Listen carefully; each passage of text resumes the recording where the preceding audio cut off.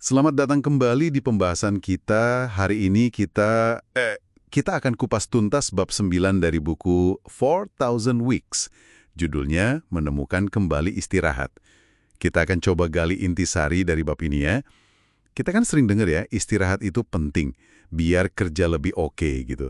Tapi sumber kita kali ini, bab 9 buku ini, kayaknya bertanya, apa iya sesederhana itu? Atau jangan-jangan kita udah salah kaprah soal istirahat. Mari kita telusuri bareng-bareng.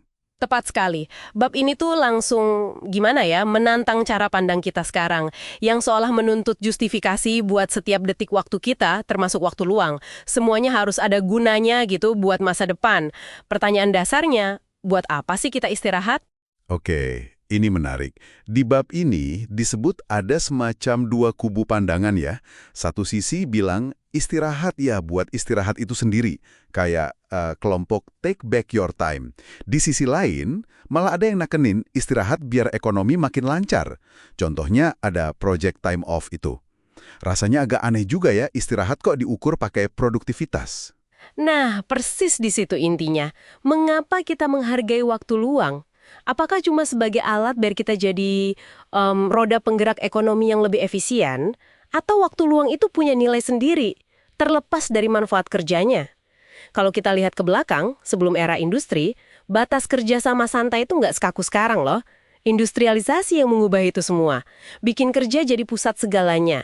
Dan waktu luang cuma jadi semacam pit stop buat isi bensin biar bisa kerja lagi. Gitu kan? Oh, jadi rasa bersalah kalau kita lagi santai nggak ngapa-ngapain, itu sebenarnya produk zaman industri ya, bukan sifat alami manusia. Wah, kalau dipikir-pikir, ini bisa mengubah cara pandang kita soal rasa malas dong. Benar sekali. Pemahaman itu penting loh, karena ini mengarah ke apa yang buku ini sebut produktivitas patologis. Masalahnya bukan cuma kita kurang waktu buat istirahat, tapi seringkali kita malah nggak mau istirahat. Gelisah gitu kalau nggak produktif. Contoh ekstremnya kan ada tuh novelis Daniel Steele yang katanya kerja 20 jam sehari. Ini bukan soal kagum sama etos kerjanya ya, tapi mungkin cerminan budaya kita yang nggak nyaman sama waktu yang nggak menghasilkan. Ketidaknyamanan dengan waktu yang sia-sia ini. Nah, ini membawa kita ke konsep menarik berikutnya dari buku ini. Hobi.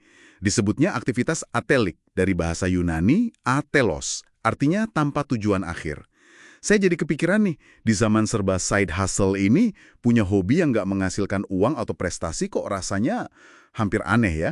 Gimana buku ini melihat peran hobi tanpa tujuan ini? Justru disitulah kekuatannya. Hobi atlik ini secara alami menantang logika dominan. Logika yang bilang semua harus ada gunanya buat masa depan atau ya profit. Hobi itu soal menikmati prosesnya sekarang, bukan cuma hasilnya nanti. Contohnya si Rod Stewart itu loh, dengan miniatur kereta apinya yang detail banget. Dikerjakan puluhan tahun. Dia nikmatin prosesnya, bukan buat jadian terbaik atau cari duit dari situ. Ini kayak bentuk penerimaan keterbatasan kita. Nggak semua detik hidup perlu dioptimalkan. Malah, buku ini bilang hobi yang bagus itu kadang terasa agak memalukan. Itu tandanya Anda melakukannya murni buat diri sendiri, bukan buat pamer.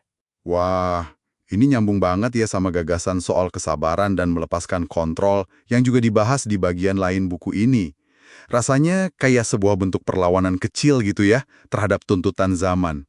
Jadi, apa nih implikasinya buat Anda yang lagi mendengarkan? Ya, ini semacam undangan lah ya untuk meninjau ulang hubungan Anda dengan waktu senggang. Bisakah Anda mengizinkan diri melakukan sesuatu murni karena Anda menikmatinya, tanpa perlu label produktif? Terus, bisakah Anda menerima jadi biasa saja dalam hobi Anda, sebagai kelegaan dari tekanan untuk selalu unggul di semua bidang?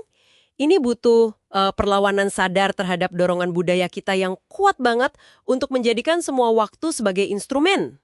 Jadi intisarinya nih, menemukan kembali istirahat itu bukan sekedar soal, katakanlah, cuti lebih banyak atau tidur lebih lama. Tapi lebih dalam lagi ya, mempertanyakan obsesi kita pada produktivitas dan nemuin lagi nilai pada aktivitas yang dilakukan murni untuk kesenangannya. Tepat. Ini tentang merebut kembali waktu luang sebagai ruang hidup yang sah dan berarti. Bukan cuma pelayan bagi pekerjaan. Istirahat yang sesungguhnya, ironisnya, mungkin ada dalam kegiatan yang sama sekali nggak dirancang buat ningkatin kinerja Anda. Aktivitas yang nggak berguna selain kenikmatan saat melakukannya itu sendiri? Nah, sebagai penutup nih, coba Anda renungkan ini.